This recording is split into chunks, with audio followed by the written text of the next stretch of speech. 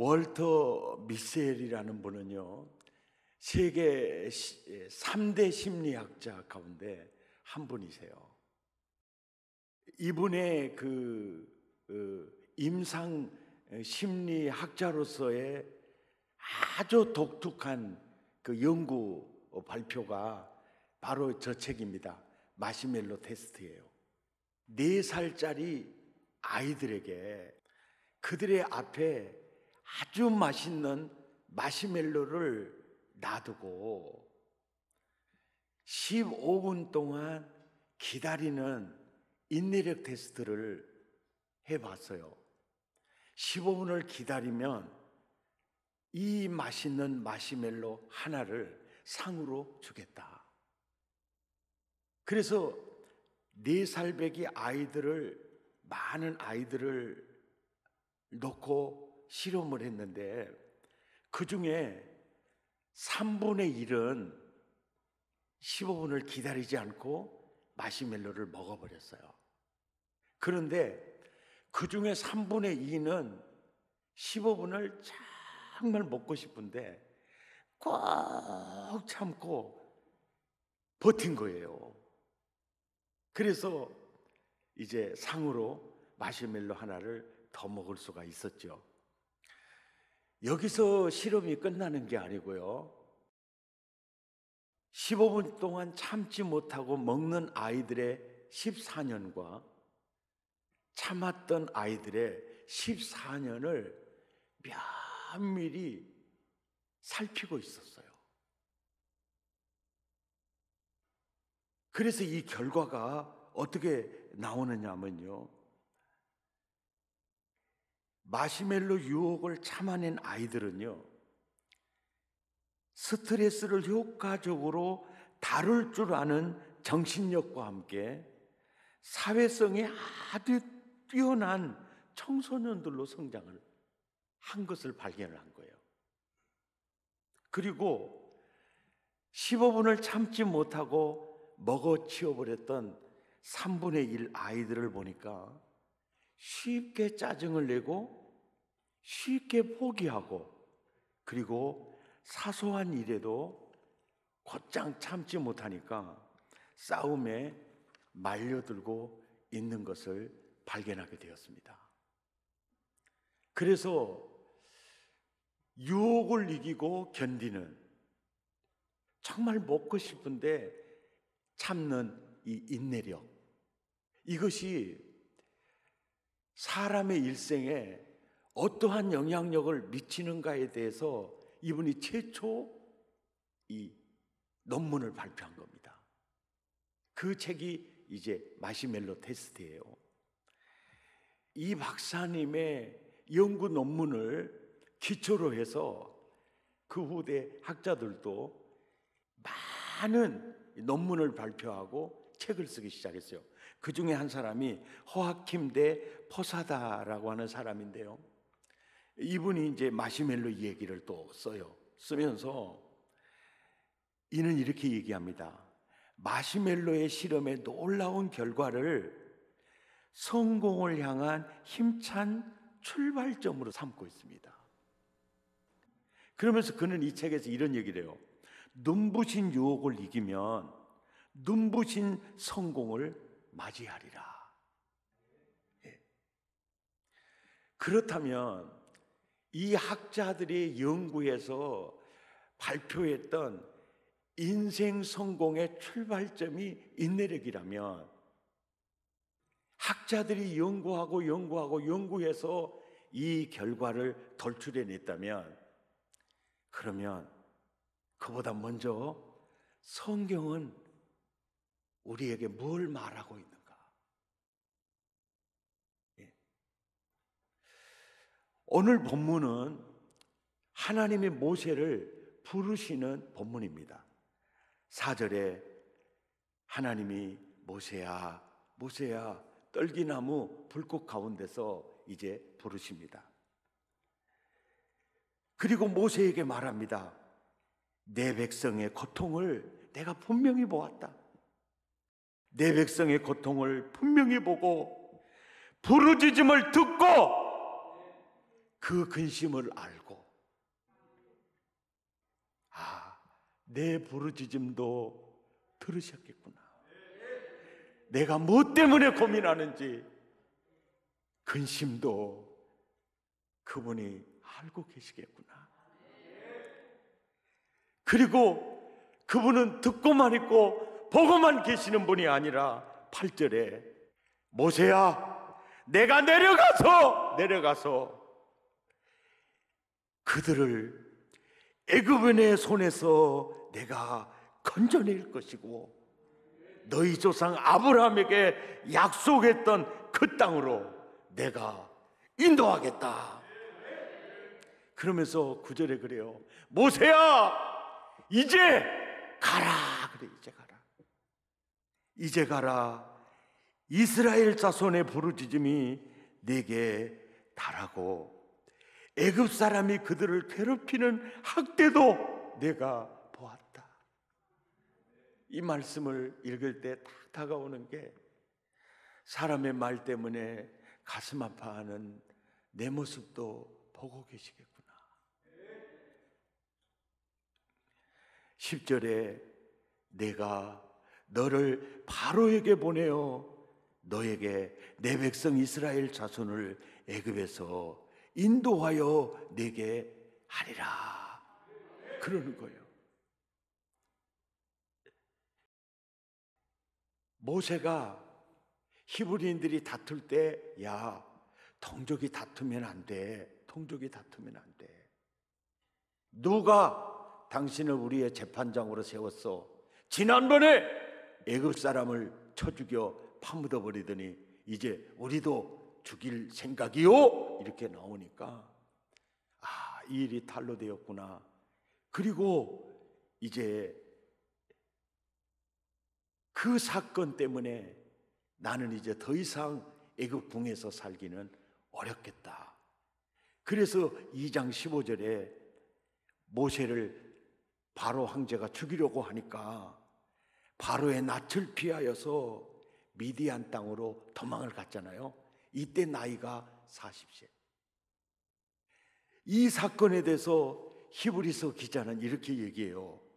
모세가 애굽 궁을 떠나는 것은 궁중의 보화보다 그리스도를 위한 능력을 더 가치로 있게 여겼다. 공주의 아들이라는 칭함보다는 하나님의 아들이라는 이 칭함을 그는 선택했다.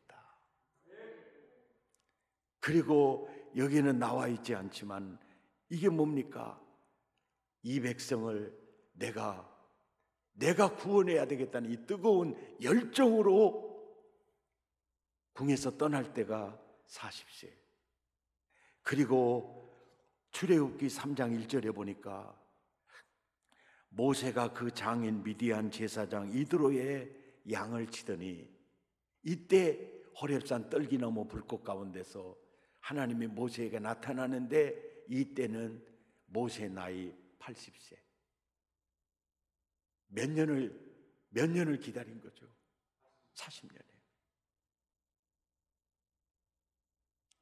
내 꿈을 하나님은 아랑곳하지 않은 줄 알았는데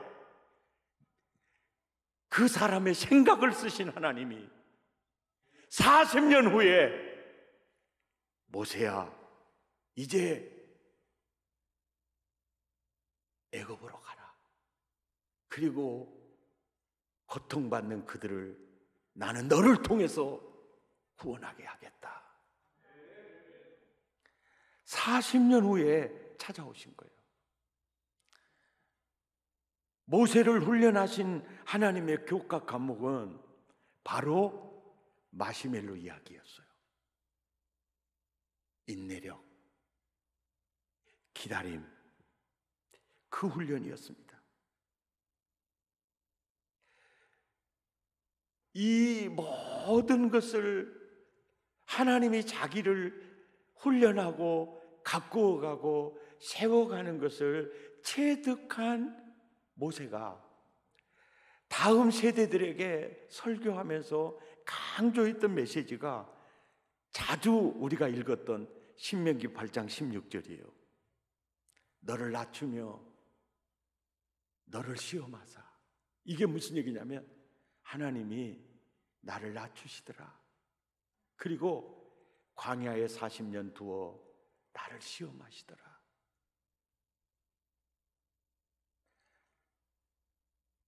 그때 나는 하나님이 나를 잊은 줄 알았었다. 하나님이 나의 이 백성을 향한 이 뜨거운 마음도 못 알아주는 줄, 안 알아주는 줄 알았었다. 그런데 그분은 기억하고 계셨어. 나의 작은 생각을 기억하고 계셨고, 내 소원대로 되리라. 내가 너를 들었으리라. 그리고 마침내 나를 찾아오셨다. 이것은 내게 복이었다. 그래서 신명기 메시지는 체득을 통한 모세의 뼛속에서 나오는 메시지라는 걸 알 수 있어요. 마침내입니다. 하나님이 너를 낮추시며 너를 시험하실 때 마침내가 있다. 기대하라. 마침내를 기다려라. 마침내까지 나아가라.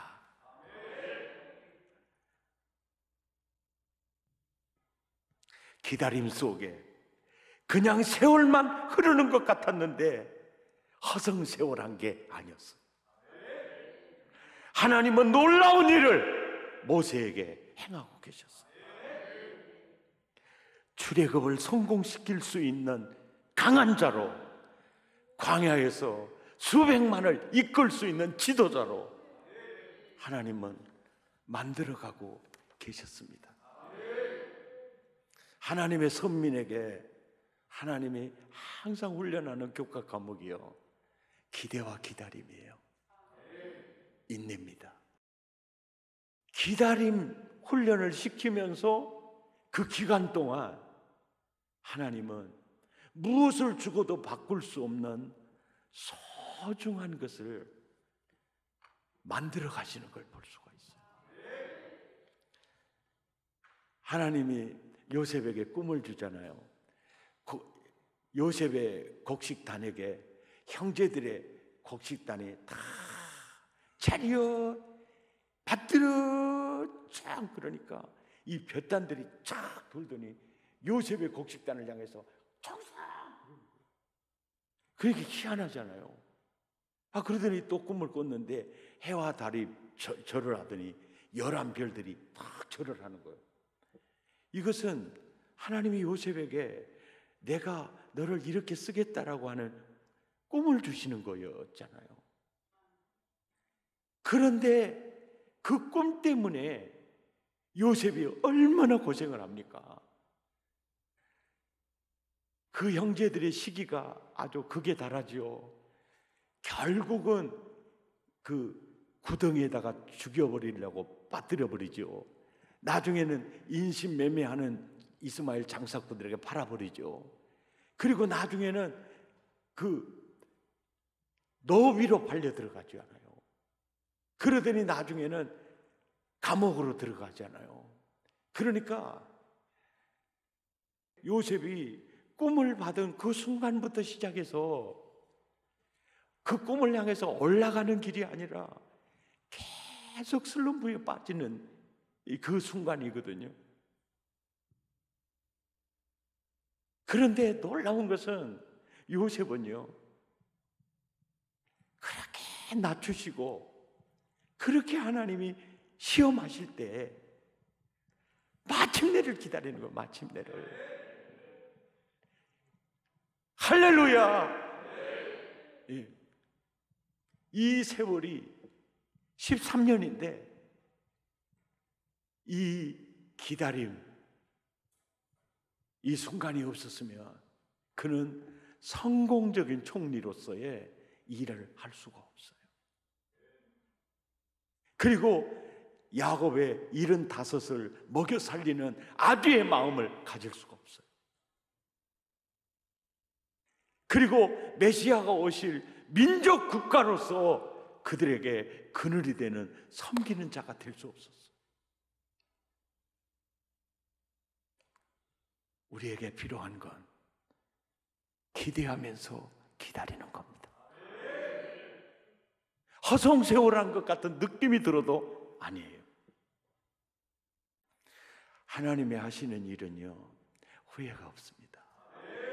그분은 놀라운 지혜가 있으신 분입니다. 이 성경의 모든 역사적 사건은 오늘을 사는 나와 아무 관계없는 게 아니고 그 역사적 히스토리의 그림을 보면서 나를 보기를 원하시는 거죠. 믿음의 선배들을 보십시오. 한결같이 시편 6편 3절에 나의 영혼도 매우 떨리나이다. 여호와여, 어느 때까지니까? 어느 때까지니까? 시편 13편 1절에 여호와여, 어느 때까지니까? 어느 때까지 하나님의 얼굴을 내게 숨기시겠습니까?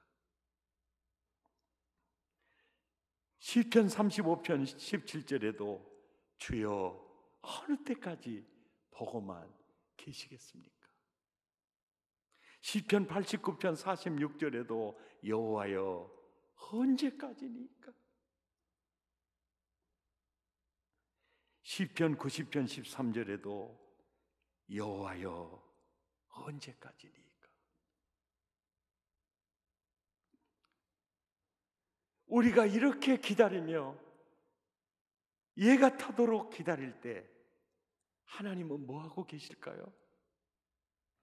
이사야 30장 18절에 보니까 여호와께서도 기다리신다, 이렇게. 너희에게 은혜 베풀려고 나도 기다린다. 그러면서 그래요. 그를 기다리는 자마다 복이 있도다. 할렐루야. 사도행전 1장 4절에 보세요. 예수님께서 이렇게 부탁하십니다. 아버지께서 약속하신 것을 기다리라. 유다서 1장 21절에 함께 읽죠. 시작. 하나님의 사랑 안에서 자신을 지키며 영생에 이르도록 우리 주 예수 그리스도의 긍휼을 기다리라. 기다린 데 승리하시기를 축복합니다.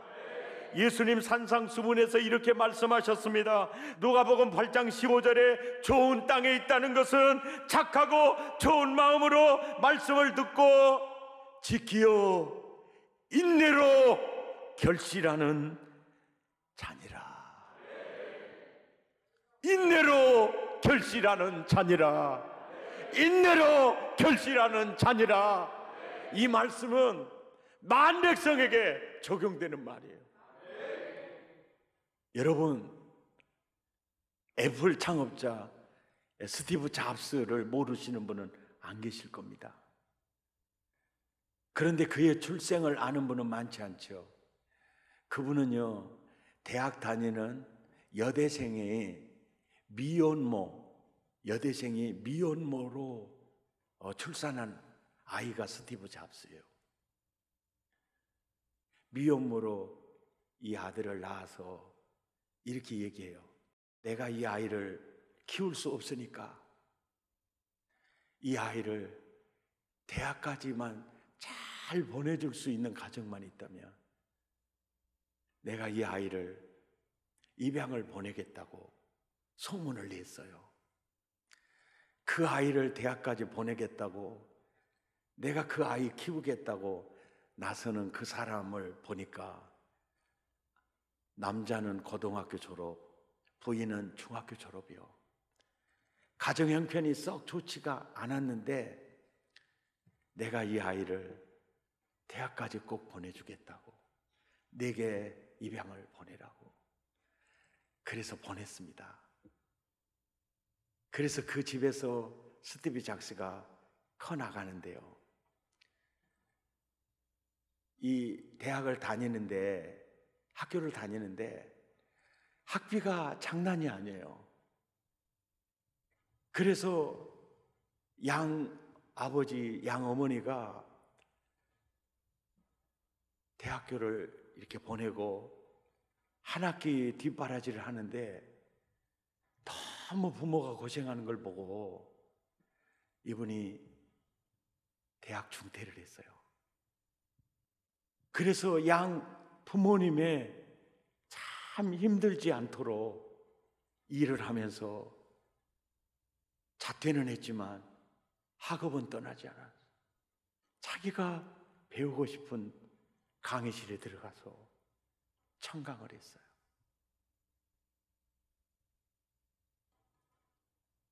수많은 유혹들이 있고 그냥 포기하고 싶을 때가 왜 없었겠어요? 하지만 자기가 하고 싶은 그 일, 자기가 연구하고 싶은 그 부분 청강을 하면서 듣고 또 연구를 하고 실험을 하면서, 그래서 스티브 잡스의 세 가지 핵심입니다. 선택, 집중, 인내입니다. 인내. 하나님의 말씀은 모든 인간에게 적용되거든요. 스티브 잡스 결론이 그거예요. 인내로 나는 결실했다. 인내로 나는 결실했다. 사랑의 가족 여러분, 참 저의 아름답지 못한 얘기인데요. 개척을 하고 36년 이렇게 걸어오면서 참 힘겨운 사람도 많이 만났고요. 도저히 견디기 어려운 순간들도 있었습니다. 여러분, 그냥 용서하고 들으십시오. 개척할 때 참 힘들 때는요, 가끔 기도 시간에 이런 생각이 떠올라요.